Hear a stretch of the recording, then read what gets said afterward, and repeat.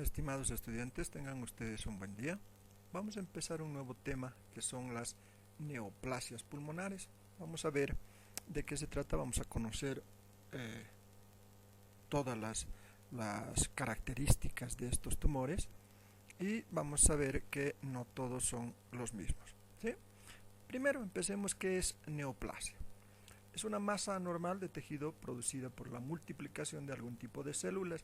Siempre ocurre esto, siempre en una neoplasia hay una multiplicación de células, pero esta multiplicación de células que normalmente se da en el organismo no son las mismas. Hay una descontrolada y descoordinada producción y multiplicación de estas células. ¿Qué quiere decir? Que se descoordina completamente este mecanismo que controla la multiplicación. Normalmente ocurre esto, pero esto ya está completamente descontrolado.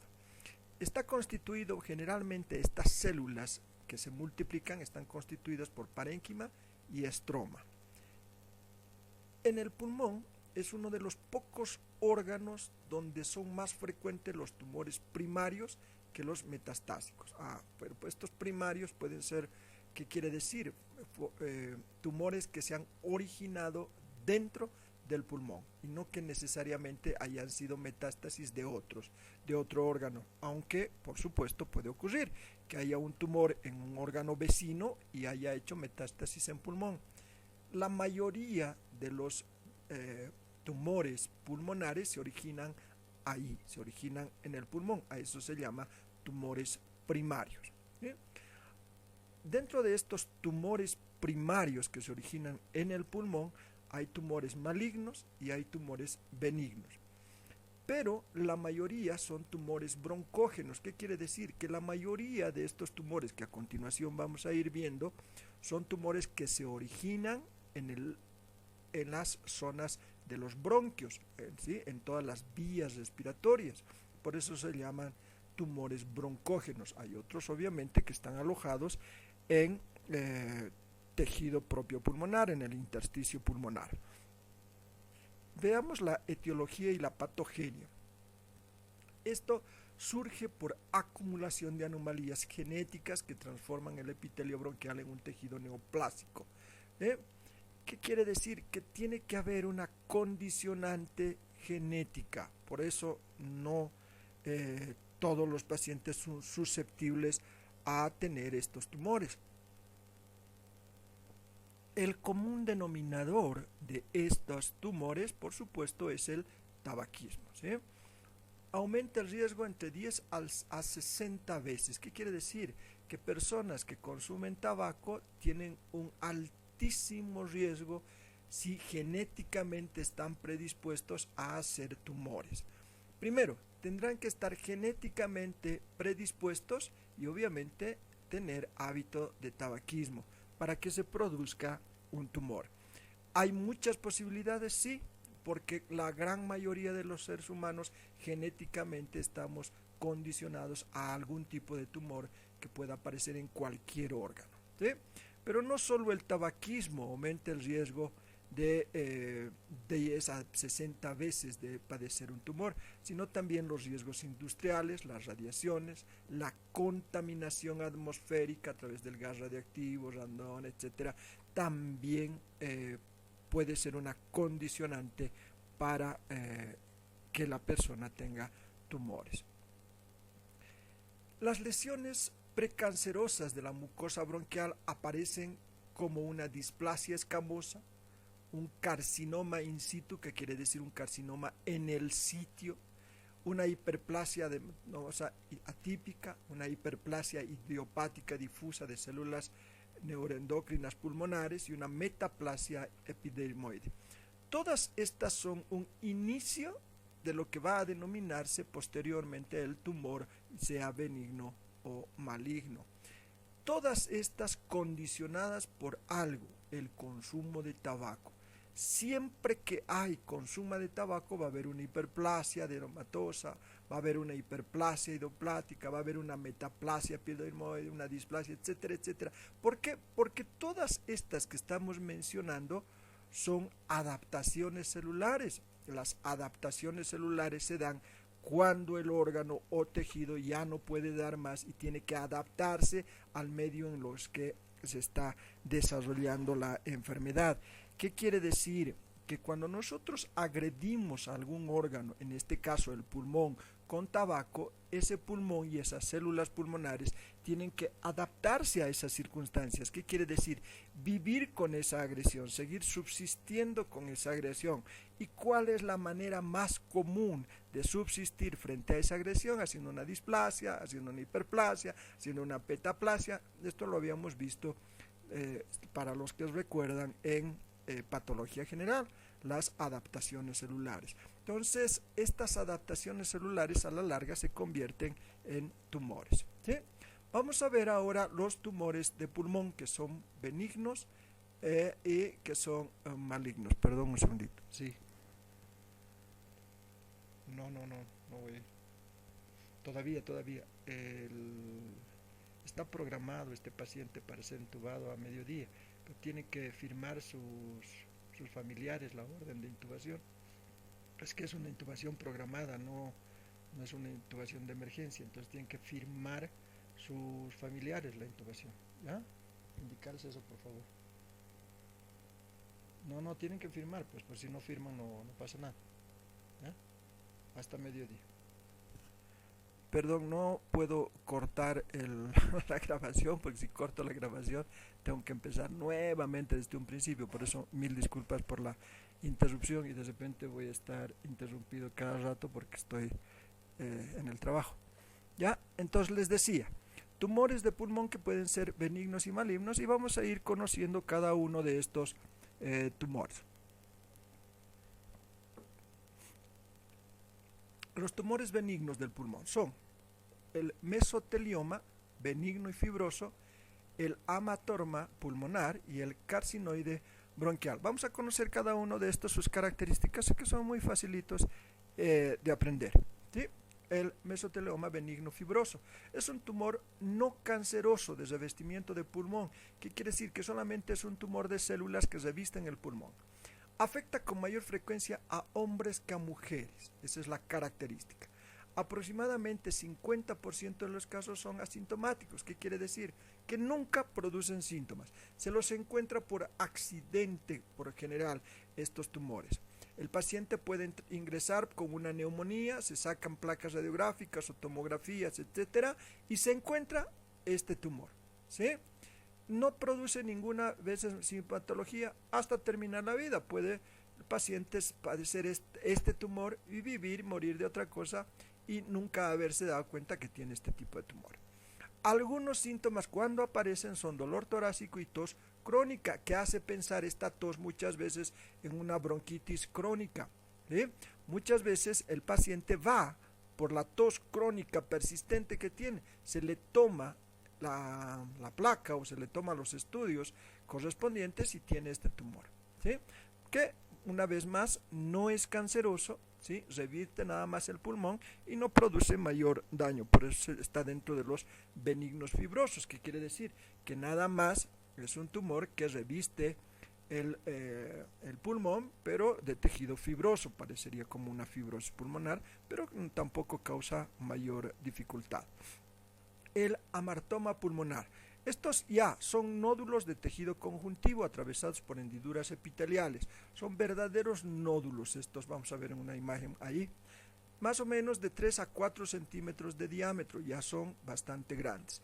La mayoría son periféricos, que quiere decir que se alojan a los costados, aparecen solitos, aparecen uno que otro, ¿sí? A veces son solo uno el que aparece y están bien delimitados.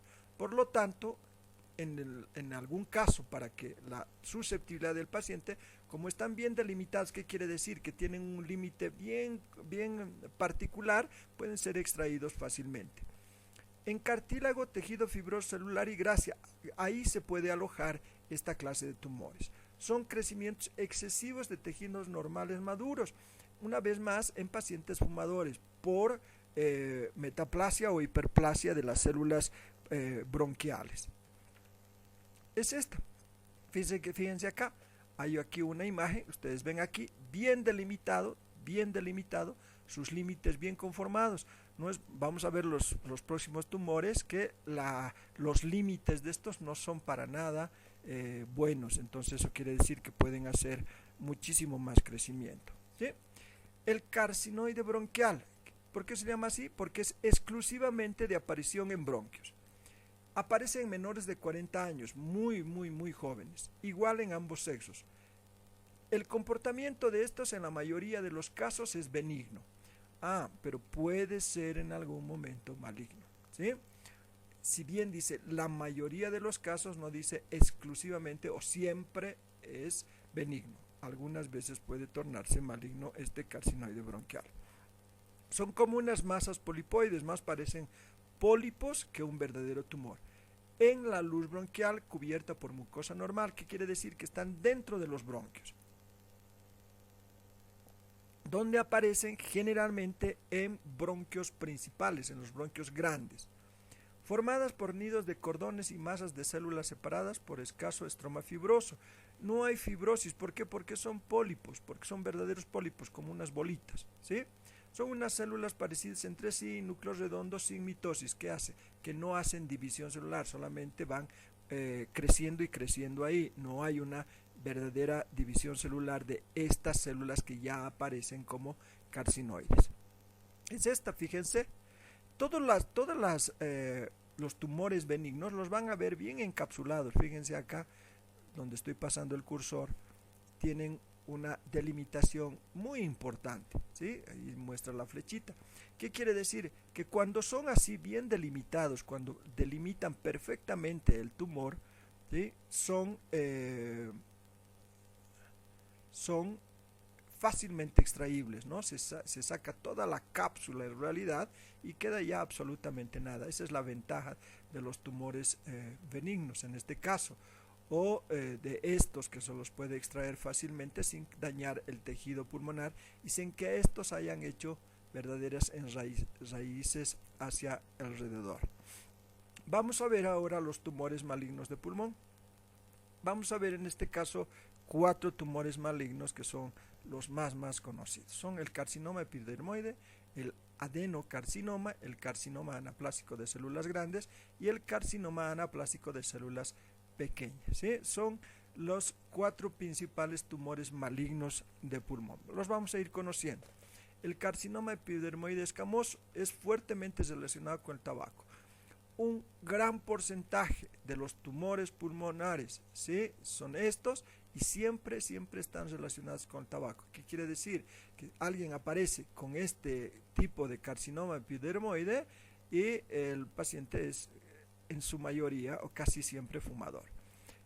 Predomina en el sexo masculino en alto porcentaje, ¿sí? En alto porcentaje. Estábamos hablando de 10 pacientes con carcinoma epidermoide, 7 son varones. Se presentan el 30% de todos los tumores malignos. Es altísimo este porcentaje, altísimo. ¿Por qué? Porque estamos hablando de 7 pacientes con tumores, de 10 pacientes con tumores, 3 tienen este tipo de tumor. Crecimiento relativamente lento, no ventaja, pero una partecita de esto, que crecen lentamente y dan oportunidad a que el paciente pueda hacer algún tipo de tratamiento para mantenerse, ¿no? Frecuentemente es un compromiso de venas y arterias pulmonares. Frecuentemente, ¿cuál es el problema que tienen estos pacientes? Empiezan como una hipertensión pulmonar. ¿Se acuerdan que hablábamos de hipertensión pulmonar en un tema anterior? Aparece así. ¿Por qué? Porque hay un compromiso en venas y arterias pulmonares. Aparecen como hipertensiones, se destacan todas las placas y resulta que es un carcinoma epidermoide. Suelen originarse en los bronquios principales también, por eso es muy a veces mortal esto, porque tapan esos bronquios principales y obviamente la respiración, ¿sí? Este es el carcinoma epidermoide del pulmón. Fíjense ustedes lo que les había dicho más antes, la delimitación principalmente de los músculos, de los tumores benignos, su delimitación es encapsulada. En cambio, en estos casos, fíjense ustedes, no, es cualquier cosa. Esto no tiene límites regulares para nada, ¿no? Viene como sea, es un crecimiento completamente anormal, es una masa completamente anormal Y por supuesto esto va a seguir creciendo, sigue creciendo, enraizándose tanto alrededor de todo el pulmón como en su profundidad, ¿sí? Como ven acá, y está ubicada generalmente en los bronquios principales. Son bronquios que aparecen. Entonces, una vez que aparece en un bronquio principal, toda la ramificación bronquial sufre porque ya no recibe oxigenación, ¿no? Convirtiéndose en, fibrosando toda esa otra zona pulmonar y creciendo muchísimo más este carcinoma, ¿sí? Muy bien, fíjense aquí, este es muchísimo más explicativo, fíjense lo enorme que es, este es un bronquio principal y fíjense la delimitación, lo que les decía, es completamente anómala. Toda la delimitación, tanto en su extensión como en su profundidad, porque esto no solo crece en su extensión, ¿sí? Sino crece a profundidad también, van llenándose, convirtiéndolo en un pulmón completamente inservible. Veamos el adenocarcinoma. Predomina ligeramente en varones, en 2-1, ya no es tanto como el otro. 35% de los cánceres de pulmón también, es altísimo. Síntomas tardíos, esto es lo más grave, ¿no? Porque generalmente estos tumores no dan sintomatología hasta cuando están muy avanzados. Por eso es muy mortal este adenocarcinoma, porque aparecen los síntomas cuando el tumor ya ha avanzado muchísimo. Compromete la pleura y el líquido pleural. ¿Qué quiere decir? Que es devastador. Crecimiento más rápido que el otro que habíamos visto, el escamoso. Y aparte de eso, que hace metástasis tempranas en ganglios linfáticos y mediastinales, periaórticos, axilares, supraclaviculares del cuello, metástasis extratorácicas de gland, adrenales, hígado, hueso, etc. O sea que se expande rápidamente. Por lo general, este tipo de adenocarcinoma hace metástasis en todos los lugares y recién se encuentra cuando da molestias, qué sé yo, en el cuello, cuando da molestias extratorácicas o en el hueso, especialmente costales y demás. Se toma la placa y resulta de que es una metástasis de un tumor de adenocarcinoma, ¿sí? Entonces este es uno de los más fregados tumores que hay, ¿sí? Fíjense ustedes que cuando aparece este adenocarcinoma del pulmón, se vela todo el pulmón, ¿sí? Estamos viendo aquí un enorme tumor en placa radiográfica que ha cubierto todo el pulmón, porque incluso cubre toda la parte pleural y líquido pleural. Es un tumor muy agresivo.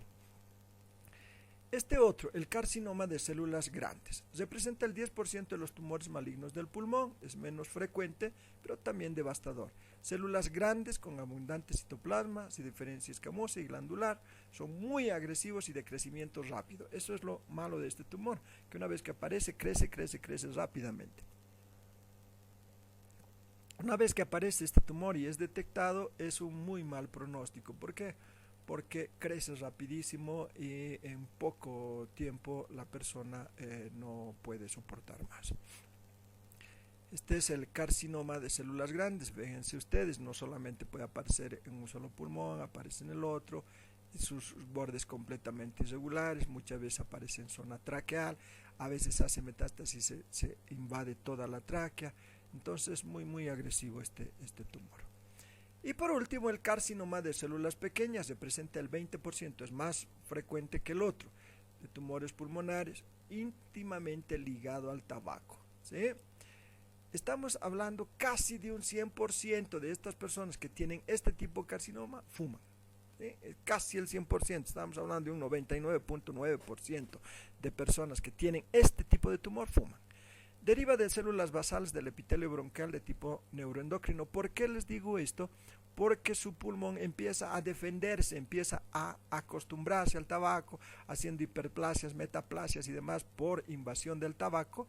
Hay una desproporción en esto e inmediatamente aparece el tumor. ¿Por qué?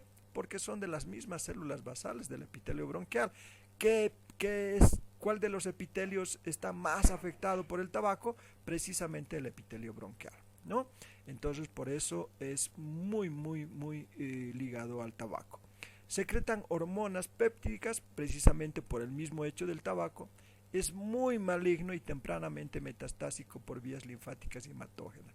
Que no solamente este tipo de tumor, por eso se llama muy maligno, ¿sí?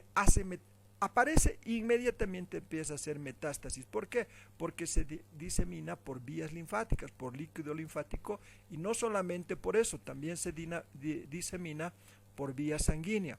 ¿Qué quiere decir? Que las células cancerosas de este carcinoma de células pequeñas inmediatamente hace metástasis, pero no con el vecino, no con las células vecinas, sino puede hacer metástasis inmediatamente por vías de líquido linfático y por vía sanguínea. Por eso les decía, este tumor es muy maligno, es uno de los tumores más agresivos, más rápidos de aparecer y de encontrarse también por la metástasis que hace, y cuando se sacan los análisis correspondientes aparece inmediatamente que es un carcinoma de células pequeñas, ¿sí?